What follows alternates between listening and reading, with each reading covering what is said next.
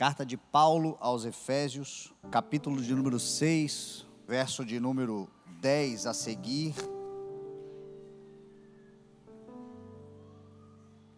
Diz assim a palavra do Senhor: Finalmente, fortaleçam-se no Senhor e no seu forte poder.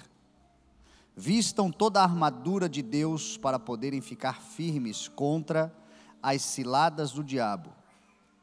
Pois a nossa luta não é contra seres humanos, mas contra os poderes e as autoridades, contra os dominadores deste mundo de trevas, contra as forças espirituais do mal nas regiões celestiais. Por isto, vistam toda a armadura de Deus para que possam resistir ao dia mau e permanecer inabaláveis depois de terem feito tudo. Assim, mantenham-se firmes, cingindo-se com o cinto da verdade, vestindo a couraça da justiça e tendo os pés calçados com a plenitude ou com a prontidão do evangelho da paz. Além disso, usem o escudo da fé, com o qual vocês poderão apagar todas as setas inflamadas do maligno. Usem o capacete da salvação e a espada do Espírito, que é a palavra de Deus. Orem no Espírito em todas as ocasiões, com toda a oração e súplica. Tendo isso em mente, estejam atentos e perseverem na oração por todos os santos. Amém. Pai, nós te louvamos, Senhor, obrigado pela tua palavra, pelo teu amor, pela tua graça, por este mês que se inicia. Obrigado, Senhor, pela oportunidade de estarmos reunidos como tua igreja, em torno do teu nome, e aonde estamos o Senhor está também, e o Senhor fala conosco, e fala conosco através da tua palavra. Então nós pedimos, abençoa-nos, Senhor, com o discernimento, com a sabedoria, com a sensibilidade, para absorvermos, Senhor, aquilo que o Senhor quer falar aos nossos corações, e que esta palavra dê frutos, Senhor, para a glória do teu nome. É o que oramos em nome de Jesus, amém. Graças a Deus, amém? Nós cantamos aqui, se você está atento ao culto, nós cantamos ainda há pouco uma canção que dizia que o Senhor é bom, e este é um fato, está cheio de relatos bíblicos dizendo que o Senhor é bom. Certa vez, Jesus foi interpelado por um jovem que perguntou a ele: bom mestre, o que eu faço para herdar a vida eterna? E Jesus disse: por que você me chama de bom? Há somente um que é bom, o Pai Celestial que está nos céus.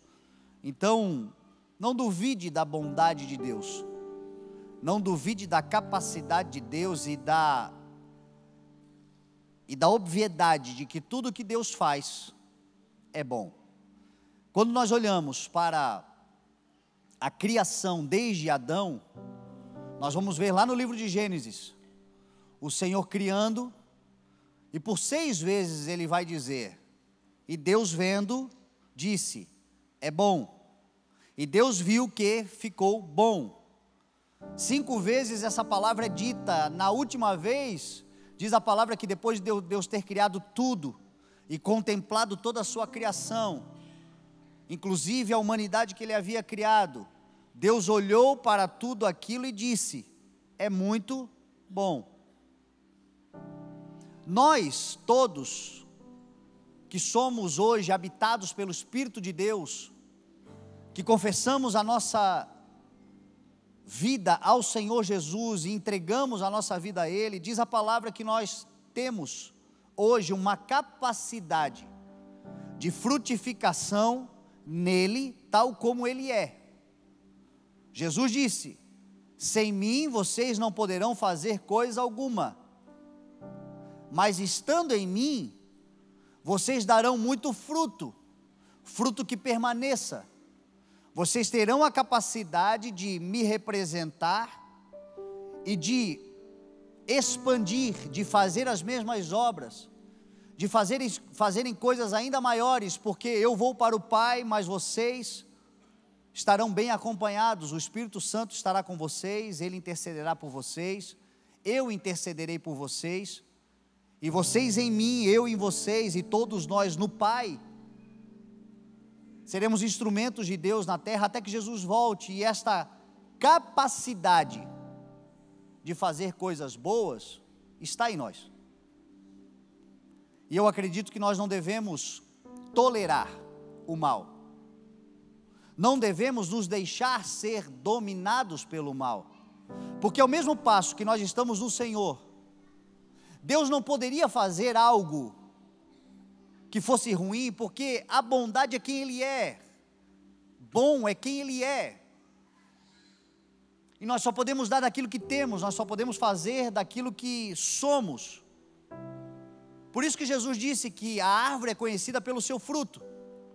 Tem gente que tem um discurso bom, tem gente que tem uma aparência boa, tem gente que conta uma história bacana, mas quando você vai ver o fruto, que é o caráter, quando você vai ver o fruto, que é a prática da vida, quando você vai ver o fruto, que é o que faz, independente do discurso que tem, muitas vezes o fruto não condiz com o discurso. E aí Jesus diz assim: muitos estão olhando e muitos estão se impressionando com palavras. Eu olho o fruto, e pelo fruto vocês deveriam também avaliar, porque pelos frutos vocês reconhecerão. Só que nós estamos numa videira, diz a palavra, enxertados numa oliveira, também diz a palavra, que se alimenta de uma seiva e de uma raiz poderosa, que é Jesus Cristo nosso Senhor, e enxertados nesta oliveira, ou nessa videira também, como Jesus disse: eu sou a videira verdadeira, o meu pai é agricultor, aquele que está em mim e não dá fruto o pai corta, mas aquele que está em mim e dá fruto o pai poda para que dê mais fruto ainda. Essa poda tem a ver com a dicotomia que nós vivemos muitas vezes, com a ambiguidade que nós vivemos muitas vezes, que é a dificuldade. Nós temos hoje o Espírito Santo de Deus que nos habita, mas nós também estamos sujeitos a um tempo sobre essa terra, tendo um veículo que nós chamamos de carne, e este veículo, ele é rebelde, esta carne não se sujeita. Então nós vivemos uma guerra constante do espírito contra a carne. Então sempre haverá um mau pensamento, sempre haverá uma má intenção, sempre haverá uma situação em que nós podemos reagir mal, mas o bem nos habita, o que é bom nos habita, e nós podemos fazer a escolha. E o ideal é que nós escolhamos por fazer o bem, porque quando Deus olhou para a criação e viu o homem criado, a sua imagem conforme a sua semelhança, antes da sua queda, Ele disse assim: muito bom porque carrega do meu espírito, porque diz a palavra que o homem antes do Senhor era um boneco de cera, de barro, mas Deus soprou do seu espírito, e o seu espírito é bom, e quando Ele soprou do seu espírito, o homem passou a ser um ser vivente, e agora habitado também pela capacidade de fazer coisas boas, de praticar a bondade, de escolher o bem, e o bem certamente vencerá o mal. Existem pessoas que não têm essa capacidade porque não têm o Espírito Santo, e quem não tem o Espírito Santo, realmente, o bem não vai lhe habitar, o que é bom na sua essência não vai lhe habitar, mas nós temos, mas ainda assim temos um enfrentamento diário. Tem hora que é mais fácil fazer o mal, tem hora que é mais fácil não fazer nada, e não fazer nada muitas vezes é escolher pelo mal. Tem hora que é mais fácil ficar em cima do muro, e o muro já é do Satanás. Melhor é escolher o bem, melhor é escolher aquilo que é bom, porque nós somos habitados pelo Senhor e temos essa capacidade. Deus, quando criou, está escrito lá, e viu que a sua criação era muito boa. Jesus na cruz do Calvário restaurou essa capacidade que temos. Quando nós olhamos para a cruz, confessamos o nome de Jesus e aceitamos o Senhor como nosso único e suficiente Salvador, nós ganhamos esta capacidade de regeneração. Se Adão pecou, em Cristo Jesus nós fomos redimidos, e aí Deus olha e diz: é muito bom. E agora espera que nós sejamos um contra-ataque a tudo aquilo que é muito mal. Uma resistência a tudo aquilo que é muito mal. O interessante é que quando a gente vai para Gênesis, a gente percebe que em algum momento Deus olhou e viu que algo não era bom. Você sabe o que é? Diz a palavra que Deus olhou e disse: não é bom. No que não é bom? Não é bom que o homem esteja só. Então o que não é bom?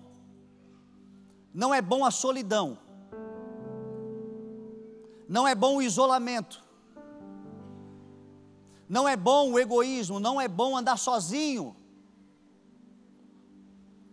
Não é bom que o homem se isole. Não é bom que o homem se esconda. Foi a primeira coisa que o homem fez quando ele pecou contra Deus. E percebendo que estava nu e ouvindo a voz do Senhor, teve medo do Senhor. A primeira coisa que ele fez foi se esconder. Todas as vezes que nós tentamos nos esconder, nós estamos fazendo algo que não é bom. Todas as vezes que nós tentamos nos isolar, nós estamos fazendo algo que não é bom. Todas as vezes que nós andamos sozinhos, nós estamos fazendo algo que não é bom. A palavra do Senhor diz que quem se isola, busca interesses egoístas e se insurge contra a verdadeira sabedoria. Então cuidado com todo o sentimento de isolamento. Cuidado com todo o pensamento de se afastar. Não é bom que o homem viva só. E aí diz a palavra que Deus criou Eva. Ele trouxe como uma companhia, como uma aliada, como uma auxiliadora, como alguém que era semelhante. E quando a gente pensa em Eva criada e trazida até Adão, o primeiro pensamento que nos vem era a solidão de Adão em relação à sua sexualidade. Porque Adão, vendo os bichos, vendo que cada bicho tinha o seu par, vendo os casais, olhando e não vendo ninguém que lhe fosse semelhante, Deus olhou e pensou: não é bom. E de fato, a sexualidade é algo muito bom. Quem não gosta? Pelo menos deveria gostar. Os casados, principalmente, né? Exclusivamente.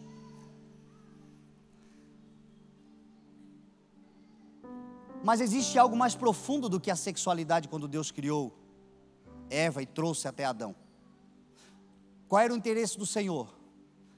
Não apenas proporcionar auxílio, companhia, cooperação, semelhança, amizade, relacionamento, mas dar ao homem o poder de multiplicação de tudo isso.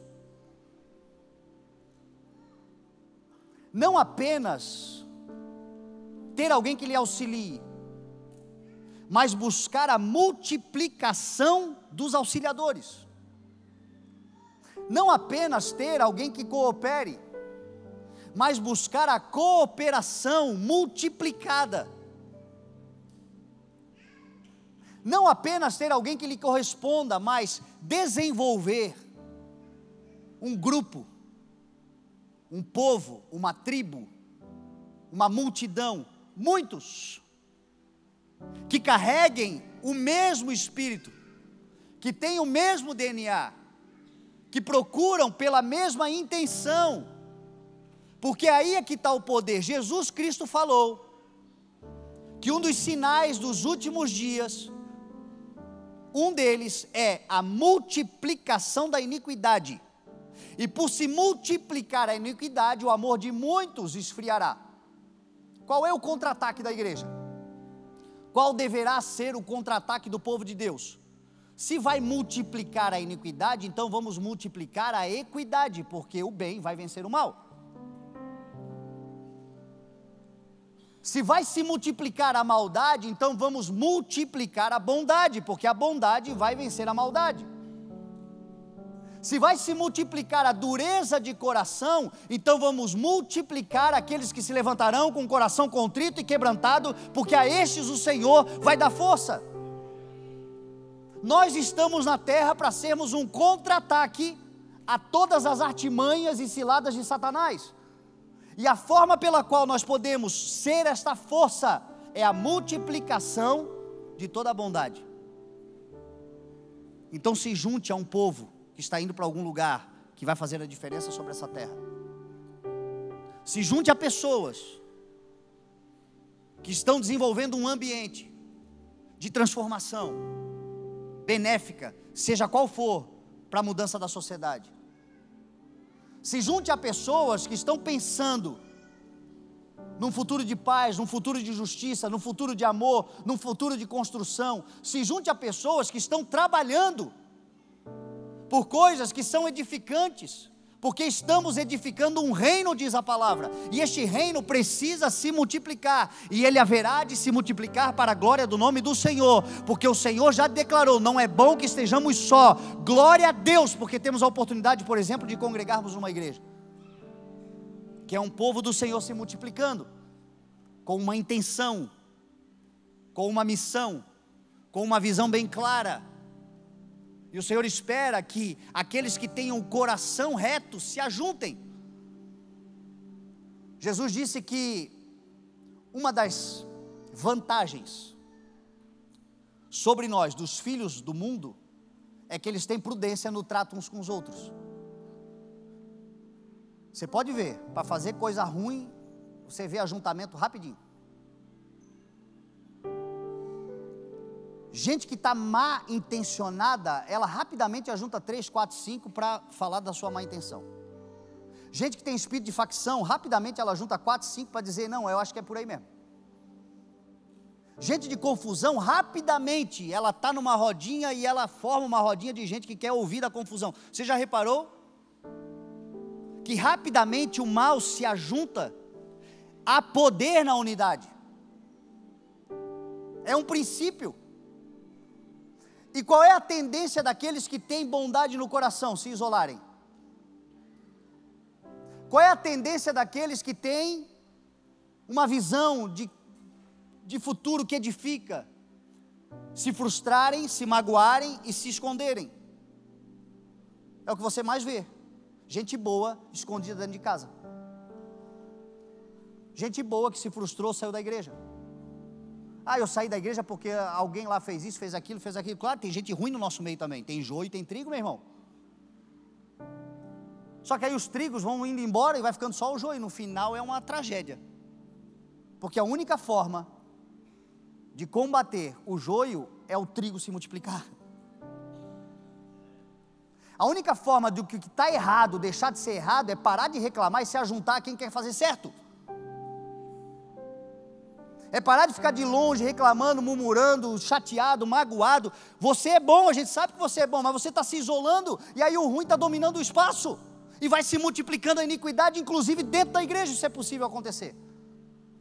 E aí o que acontece? O amor de muitos vai se esfriando. Então, como igreja, o que a gente tem que fazer?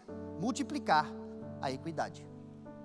Multiplicar o ajuntamento de gente que está bem intencionada. Multiplicar, porque dessa forma nós vamos abafando o mal. Nós vamos avançando contra o mal. Nós vamos desenvolvendo o reino de Deus e ele vai se edificando sobre ruínas. Mas quando a gente olhar, de repente a gente vai ver uma cidade edificada, extraordinária, nova, maravilhosa. Porque os de bem têm que se juntar. Foi por isso que Deus trouxe Eva, porque ele sabia que aqueles dois corações iriam multiplicar-se. Mas acontece algo que foi trágico e quase colocou tudo a perder, que foi o ruído na comunicação, que acabou gerando dúvidas, e trouxe para aquele casal um tempo de muito sofrimento, e aquele casal estendeu esse sofrimento para toda a humanidade, tudo por causa de ruído na comunicação, e uma má impressão, que muitas vezes nos engana.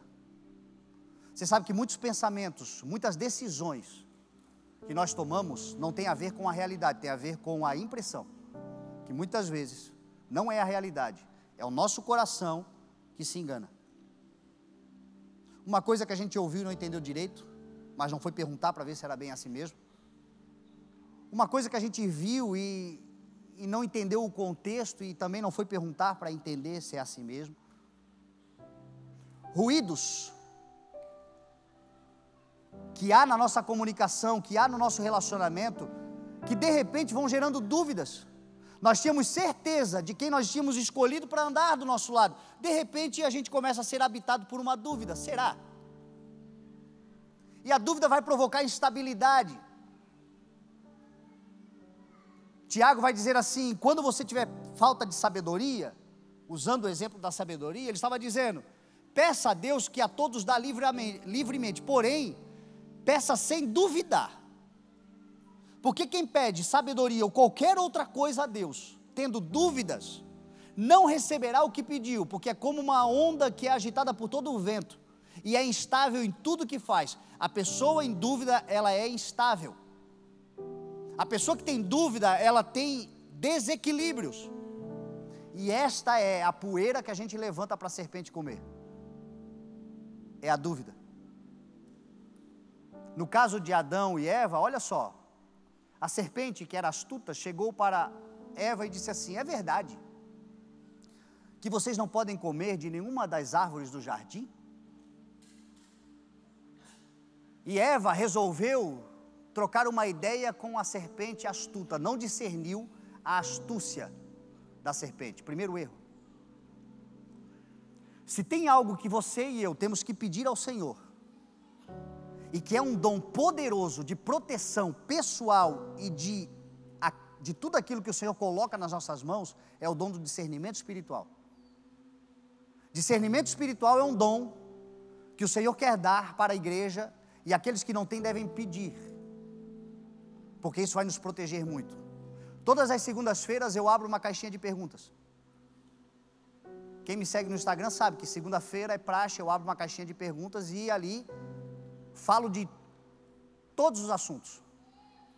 Só que existem algumas caixinhas, algumas perguntas que vêm, que você não sabe, obviamente, mas eu não respondo. E por que eu não respondo? Se você me segue, você vai ver, meu Deus, eles falam de tudo, eu falo de todos os temas, eu não tenho problema de falar de nada. Mas a maior parte das pessoas que me mandam perguntas, mandam realmente curiosas, querendo saber, refletir, pensarmos juntos, gente sincera. Mas às vezes, meu irmão, vem aquelas perguntas astuciosas, de gente que não quer saber,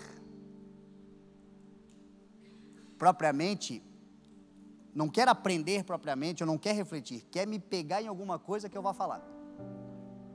Gente que prepara aquela caminha, gente astuta.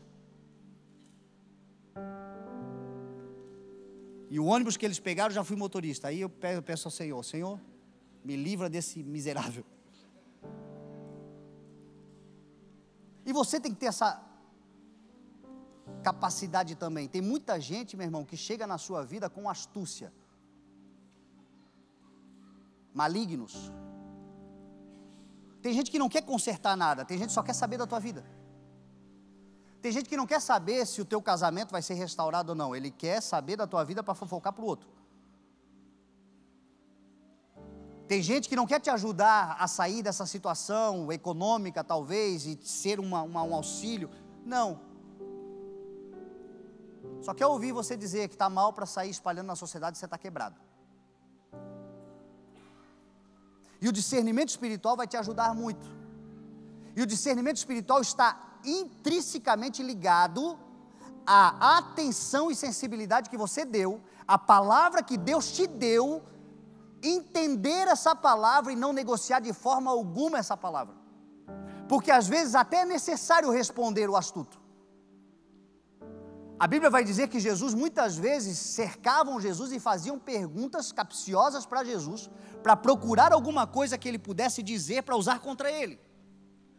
Jesus muitas vezes se calava, mas algumas vezes ele respondia. Quando ele respondia, ele deixava os caras sem resposta. Porque quando ele respondia com a palavra nua e crua.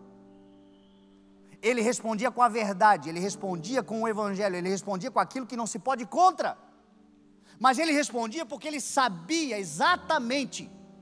A Bíblia vai dizer que ninguém falava como ele falava.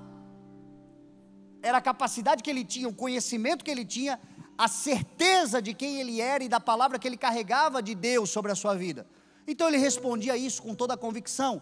Os astuciosos, envergonhados, com raiva, iam embora, mas nada podiam contra ele. Então, o discernimento está intimamente ligado à consciência do que Deus te falou. Porque quando a serpente chega para Eva e diz assim: é verdade que Deus disse que vocês não podem comer de nenhuma das árvores do jardim? Qual foi a resposta de Eva para a serpente? Nós podemos comer de todas as árvores do jardim, só não podemos comer da árvore do conhecimento do bem e do mal, e nem nela tocar, porque nesse dia morreremos, se assim fizermos. Onde é que está o ruído na comunicação aqui? Quem lê Bíblia sabe.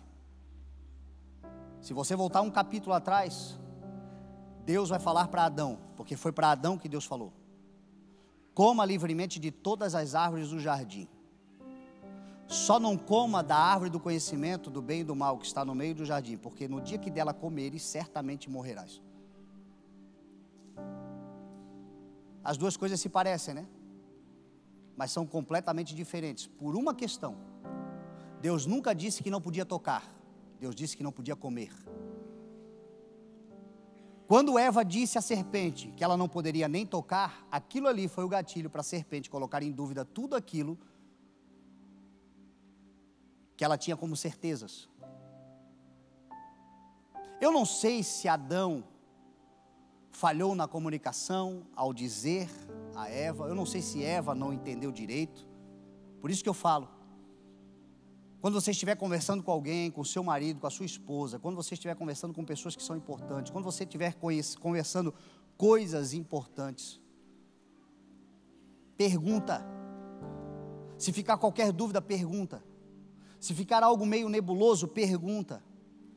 Esclareçam os pontos, façam um acordo, porque a Bíblia diz que o que liga na terra é ligado nos céus. Liga direito, que aquilo que você está assinando aqui seja uma cópia igual àquilo que o outro está assinando também, e uma consciência de ambos, porque em algum momento alguém vai chegar e vai colocar dúvida. Talvez seja um negócio que você está fazendo, você está certo, você tem informações que outros não têm, você sabe de coisas que outros não sabem, você conversou com pessoas de confiança e você está tendo, de repente chega alguém e vai colocar em dúvida todo o negócio, você joga fora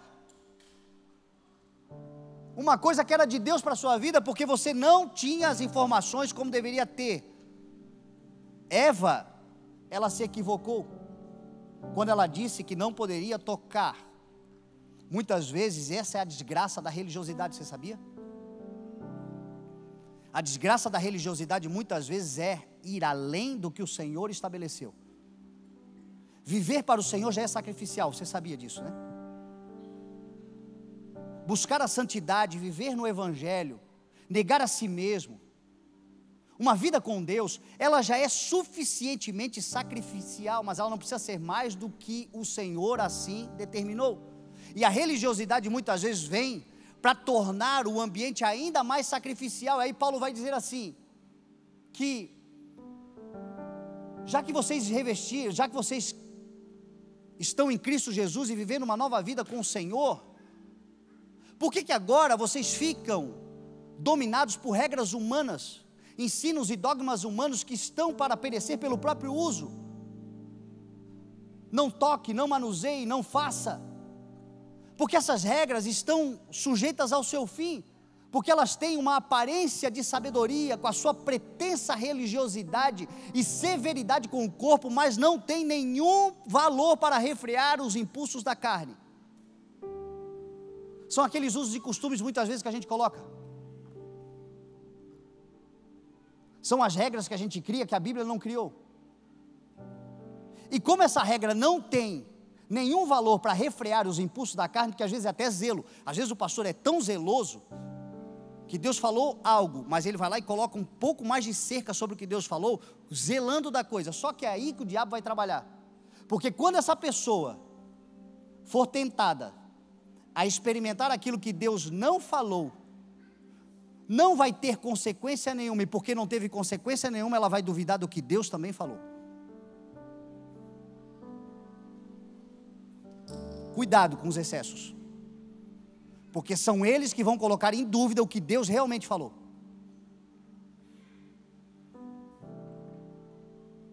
Diz a palavra que a serpente disse: não, certamente, o que o Senhor não quer é que vocês sejam conhecedores do bem e do mal, assim como Ele é. E aí diz a palavra que ela, olhando para o fruto, e sendo desejável aos olhos, agradável ao paladar, e bom para que dele se tivesse discernimento, tomou o fruto. E quando pegou o fruto não aconteceu nada. E já que não aconteceu nada porque eu peguei, eu achei que não podia pegar, por que não comer também?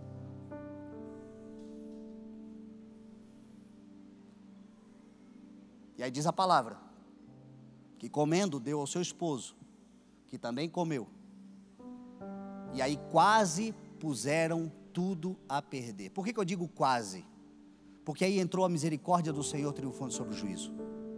Aí entrou a graça do Senhor nos redimindo, nos salvando daquilo que nós não podemos mais fazer. Talvez se nós estivéssemos no lugar de Adão e Eva, nós teríamos feito a mesma coisa. Quantas vezes nós já fizemos coisas dignas de morte? Mas a causa de nós não sermos consumidos é o amor do Senhor, e a sua misericórdia se renova a cada manhã, como se renovou hoje sobre a nossa vida.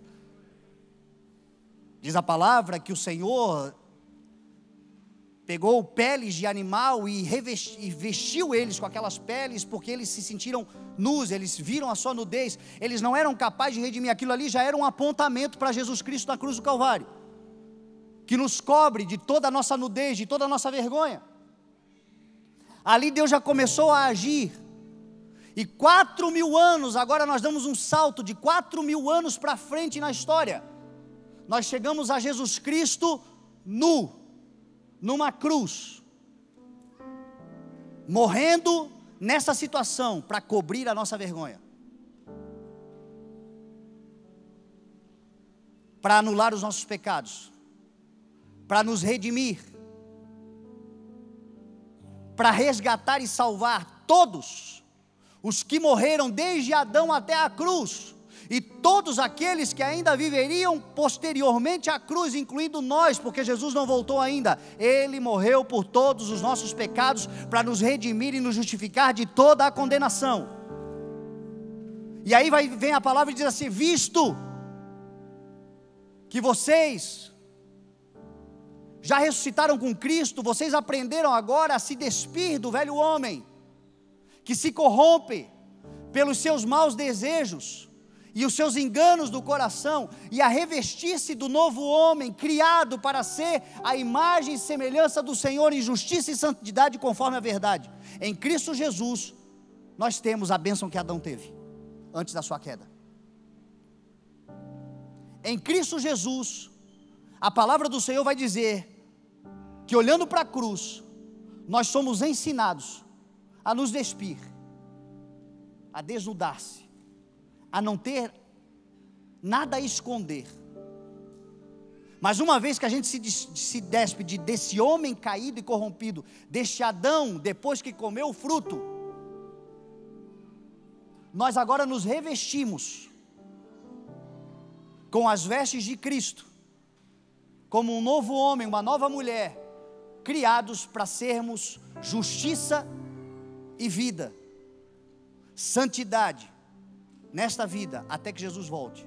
Ou seja, o Senhor agora nos chama para que nós sejamos um contra-ataque, como igreja do Senhor, a tudo aquilo que o diabo tem feito sobre a terra.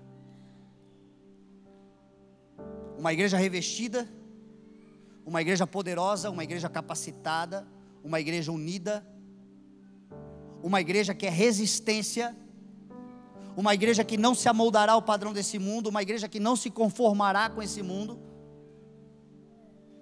uma igreja paramentada, uma igreja unida, uma igreja que está se multiplicando em justiça e santidade, vivendo a imagem e semelhança do seu Senhor, porque tal como o Senhor lá no Éden, redimiu eles, protegeu eles, escondeu a vergonha deles, na cruz escondeu a nossa também, e agora nos capacita a nós nos unirmos, sendo Ele o general dos exércitos, e nós, os bons soldados de Cristo Jesus, uma igreja revestida. Por isso que eu li esse texto. Amados, disse Paulo, revistam-se de toda a armadura de Deus, para que vocês sejam capazes de suportar as ciladas que o inimigo vai promover sobre as suas vidas. Revistam-se de toda a armadura de Deus, para que vocês possam enfrentar o dia mau, porque muitos serão os dias maus para todos nós sobre a terra, mas apesar dos dias maus, vocês permanecerão inabaláveis depois de terem feito tudo. Como? Vestidos, revestidos, novas vestes, conforme o Senhor assim preparou, suportando os dias maus e inabaláveis depois de terem feito tudo. Tem muito trabalho pela frente, tem muita coisa acontecendo. Os dias são de convocação, os céus estão bradando: quem enviaremos? A palavra do Senhor está sendo proclamada, um povo está se levantando. Existe hoje aqui um guarda-roupas muito grande, com muitas vestes para você vestir, cada uma, ou cada um aqui vestindo aquela que lhe cabe perfeitamente. E o texto aqui vai dizer: usem a armadura de Deus, cingindo-se com o cinto da verdade. Quem fala a verdade nunca terá as calças na mão. Quem fala a verdade nunca será pego com calça curta. Quem estabelece a verdade na sua vida, e é inadmissível que diante da oportunidade que temos todos os dias de falarmos aquilo que é verdadeiro e contarmos uma mentira, escolhemos a mentira.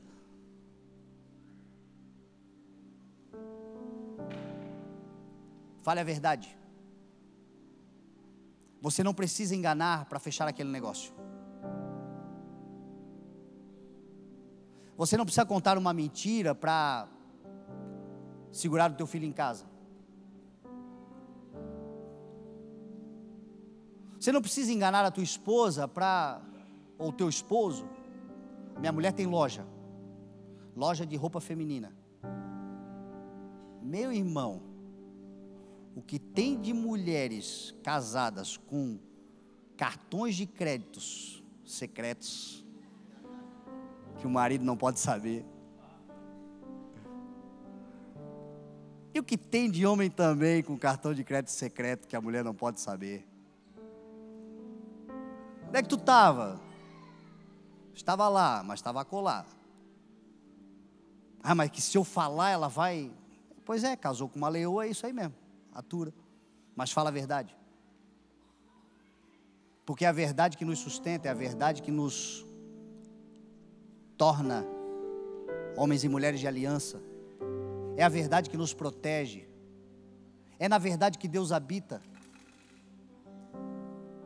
Às vezes dentro da igreja, conta uma história para justificar qualquer coisa que seja, não combina conosco, porque o Senhor é o Espírito da verdade. Então todas as vezes que vier uma mentira, saiba que não foi de Deus, e que Deus não vai justificar essa mentira, e que não há nada que o Senhor vai fazer para te proteger contra essa mentira. Em algum momento, por causa do amor de Deus na sua vida, você vai ficar vermelho de vergonha, porque contou uma mentira, porque o Senhor quer te resgatar. Mentiroso não subirá. Jesus chamou mentirosos de filhos do diabo. porque ele é o pai da mentira. Eu me lembro quando eu era criança, a minha avó sempre me ensinava isso. João 8,44, ela me apavorava com João 8,44, que falava: o pai de vocês é Satanás, porque ele é mentiroso desde o princípio. Me pegava na mentira, quando criança já me soltava um João 8,44. Mas um dia eu entendi o poder da verdade. Nada se pode contra a verdade, tão somente em favor da verdade. É verdade que a verdade muitas vezes dói. E porque a verdade dói, muitas vezes você pede assim, ó, não me pergunta, você não precisa falar se não te pedirem, mas se te pedirem, você não pode negar. Porque às vezes tem pessoas que acham que porque tem a verdade, pode sair jogando a verdade na cara de todo mundo. Não, meu irmão, tem gente que não está preparado para ouvir a verdade. Mas se te perguntarem, você não tem o direito de falar a mentira, fale a verdade. Usando a couraça da justiça. A couraça da justiça é o que vai proteger todas a tua vitalidade, os teus órgãos vitais, as tuas costas. Aquilo que é importante para a preservação da tua vida. Nunca vi um justo desamparado, nem a sua descendência mendigar o pão, diz a palavra do Senhor. O reino que nós estamos plantando é um reino de justiça, e justiça é dar a cada um aquilo que lhe é devido. Justiça é agregar, justiça é trazer para perto, justiça é dar a oportunidade de desenvolvimento, justiça. Tem gente que muitas vezes está reclamando, eu fui justo e foram injustos comigo. Existe uma porção de recompensa nos céus, e em algum momento, a justiça do Senhor vai prevalecer, e você vai se levantar. Os injustos, eles até vão um certo tempo, mas de repente eles sofrem o dano e nunca mais se levantam. 7 vezes cairá um justo, mas em todas, o Senhor o levantará. Coloca, meu irmão, essa couraça sobre a tua vida. Apresse-se para pregar o Evangelho, os pés calçados com a prontidão do Evangelho da paz. Meu irmão, deixa eu dizer uma coisa para você. Se você não está pronto, você já está atrasado.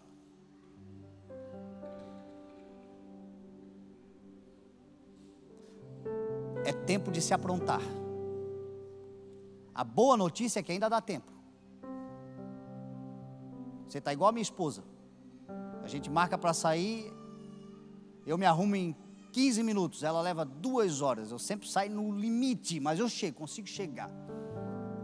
Você está assim, ó, Maria Elisa, você está no limite, mas dá tempo. Se você se arrumar e correr, nós vamos chegar juntos. Porque a prontidão, é impossível, é inadmissível que você, conhecendo o Evangelho de paz, de transformação, de vida, de restauração, de que pode mudar a vida de alguém, você tem esse Evangelho e não se dispõe a compartilhar desse Evangelho. Você está vendo gente se acabando. Lá em Êxodo capítulo 12, na saída do povo do Egito para a terra prometida, Deus disse assim a eles: esta é a Páscoa do Senhor, comam com cinto no lugar, sandálias nos pés, cajado na mão, comam apressadamente, porque essa é a Páscoa do Senhor, é o tempo que nós estamos vivendo. O Senhor está dizendo: apressadamente se levantem, apressadamente se disponibilizem, apressadamente se coloquem à disposição para a pregação do Evangelho. Vistam as sandálias da proclamação do Evangelho da paz. E não se cale. Use o escudo da fé, com o qual você vai se proteger de todas as setas inflamadas do maligno. Meu irmão, não pense que não haverá contra-ataque, não pense que não haverá ataques, não pense que não haverá ciladas, não pense que todos os dias serão bons,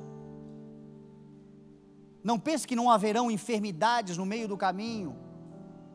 Paulo vai dizer aos Gálatas assim: foi por causa de uma enfermidade que eu preguei o Evangelho pela primeira vez a vocês. A igreja de Gálatas foi alcançada pelo Evangelho de Jesus através de uma enfermidade. Paulo, doente, pregava.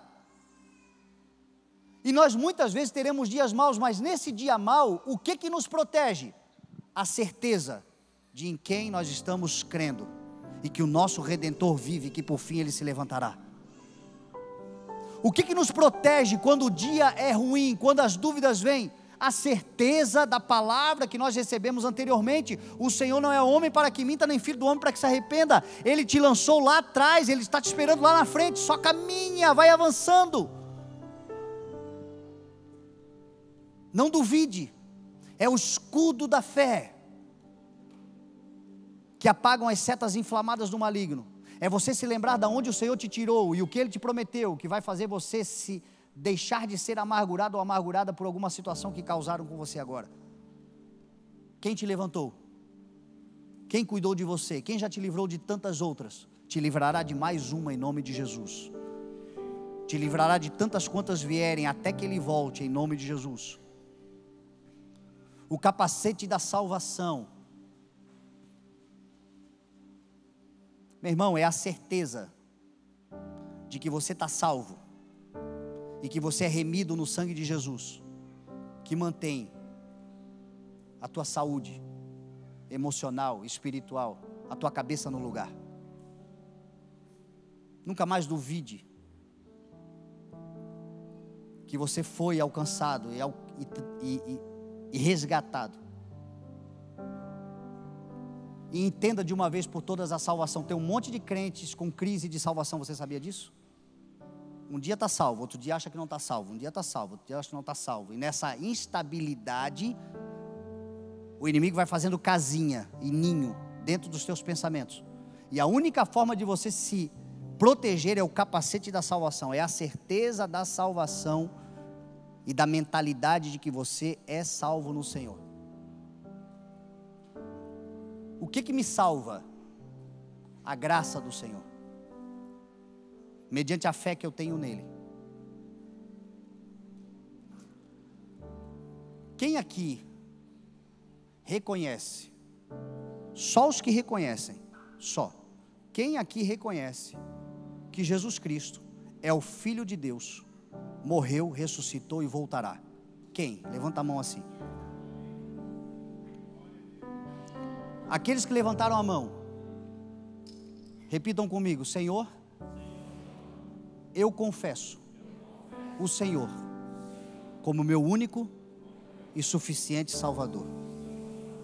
Pronto, nunca mais duvide da tua salvação, só isso basta. Porque aqueles que crerem e confessarem serão salvos, e acabou.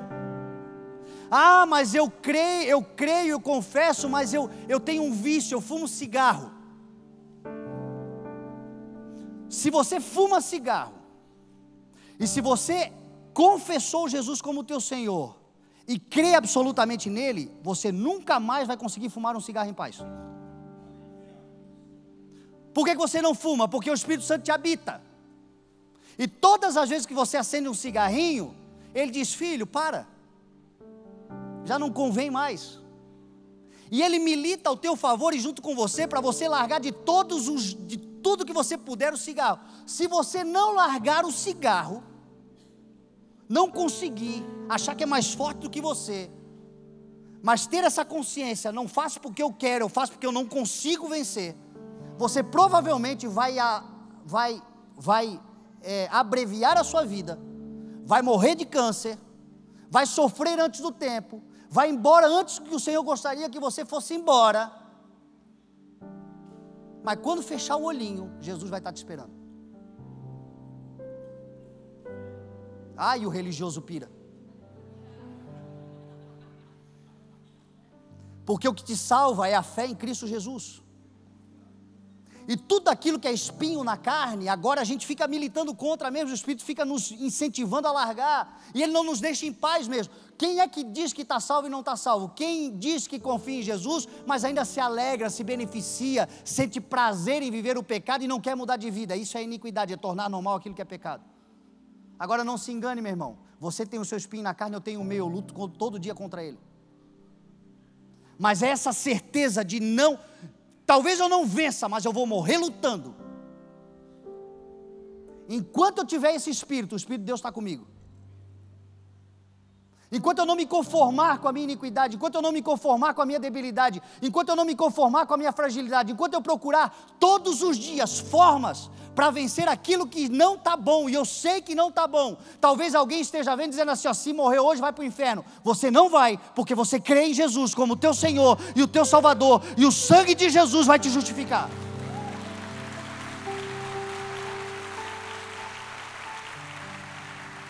Agora luta, porque senão você vai abreviar. Aí não adianta orar. É crente que entope as veias tudo com comida errada e depois sofre um infarto e vai dizer ao seu Senhor, me ajuda. Tu está entupindo as tuas veias aí, meu irmão. Tu não cuida do teu corpo, e quem não cuida do seu corpo vai ser ceifado antes da hora, diz a palavra.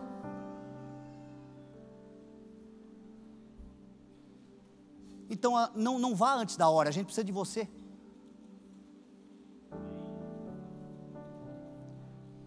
Busque todos os dias renovar-se.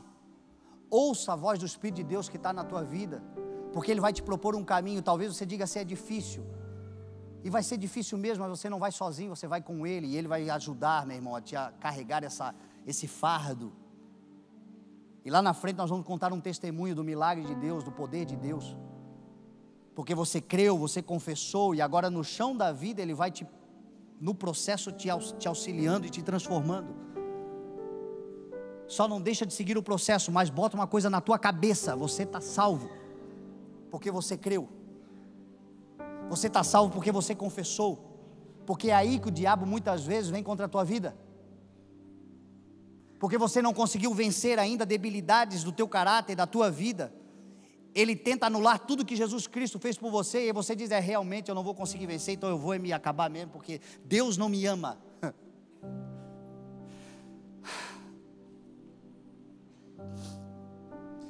Ele já declarou o seu amor lá na cruz. Pai, em favor deles eu me santifico. Em favor deles eu me sacrifico. E hoje, todas as vezes que estiver difícil demais, olha para a cruz, e você vai ver que difícil mesmo foi o que Jesus Cristo fez por nós. E aquilo que parece pesado vai começar a ficar leve. Aquilo que parece que você não vai vencer, daqui a pouco você vai olhar e vai dizer, se eu perder para isso eu vou ganhar mais o quê? Perto do que Jesus Cristo fez por mim. E você vai sim ser qualificado e melhorado, mas sempre com a consciência, você está salvo, porque você creu em Jesus. E por último, a gente encerra, que eles querem me expulsar daqui, com a espada do Espírito, que é a palavra. Meu irmão, não é o teca, teca, teca, taca, teca, teca, teca, teca, taca, taca, off the king, the power, é a palavra, que é a espada. É a palavra que no Salmo 119 diz assim, como poderá manter pura a sua conduta um jovem? Andar de acordo com a palavra do Senhor.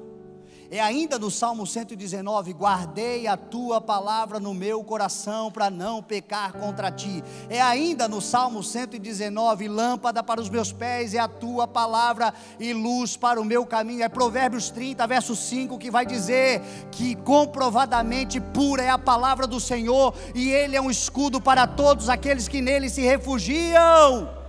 É o Salmo 23, o Senhor é o meu pastor e de nada terei falta. É o Salmo 91, aquele que habita no esconderijo do Altíssimo, a sombra do Onipotente descansará. É o Salmo de número 1, bem-aventurado o homem que não segue o conselho dos ímpios, não se assenta nas rodas dos escarnecedores, não imita a conduta dos pecadores, mas a sua satisfação está na lei do Senhor, e nessa lei medita de dia e de noite. Todas as vezes que você tiver uma palavra, você enfia uma espada no coração de Satanás.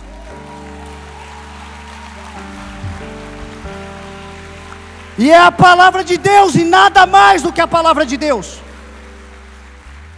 Então tenha essa palavra no teu coração, meu irmão, porque no dia mau ela brotará e ela será a tua vitória. E tenha também a oração.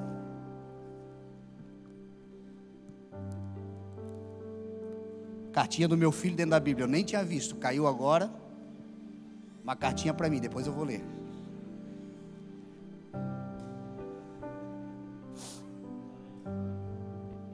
A oração, meu irmão, é um drone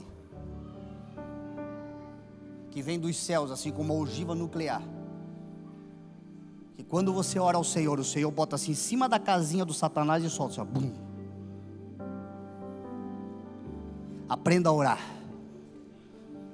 Ore em todos os momentos, ore em todas as situações.